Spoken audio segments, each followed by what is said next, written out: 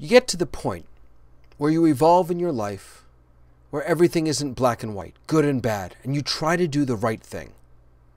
You might not like that. You might be very cynical about that.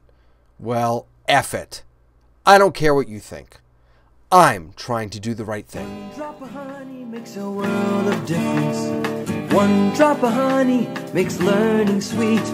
Add one drop of honey to Talmud Torah, and you've got a team that can't be beat. All starts with the children. Open minds and smiling faces. Those are the words of Republican New York State Senator Roy McDonald. He went on to say, "I'm tired of Republican Democrat politics. They can take the job and shove it. I come from a blue-collar background. I'm trying to do the right thing. And that's where I'm going with this." You know, so much of the Torah is the story of people like you and I trying to do the right thing. Trying to figure out how to be the best people we can be. How to make the right choices. We see that in every parsha in the Torah, it seems. Including in this week's, in Parshat Chukat, where Moses struggles with the people who are rebelling and struggling and complaining and kvetching. This time they don't have any water. And Moshe makes the wrong decision. He hits the rock instead of talking to it. We see the people struggling themselves with how they could do the right thing. How they complain and then they realize what the mistake they've made and how lucky and how blessed and what wonderful miracles are actually happening for them, and then they repent. This is our life every day, trying to just do the right thing. Last week, we saw New York State senators doing the right thing. One of them was Republican New York State Senator Roy McDonald. Another was Republican State Senator Steve Saland, and I hope I'm pronouncing his name correctly. Here's a little piece of what he said on the floor of the Senate.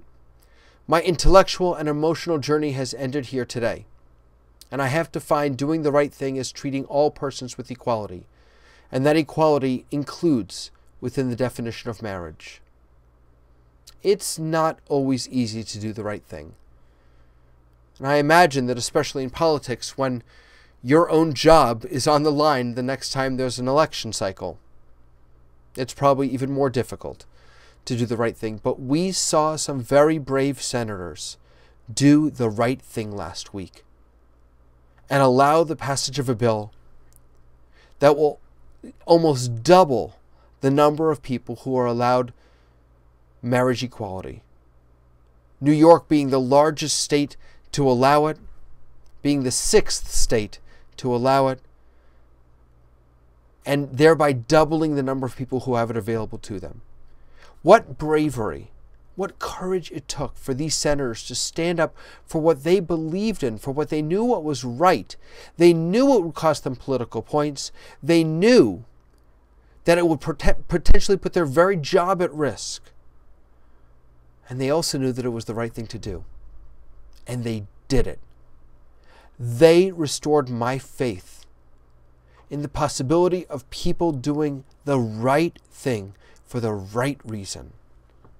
Thank you to the New York State Senate, and congratulations to all of the people who have so richly deserved marriage equality and who have finally been granted that equality. Until next time, Mazel Tov.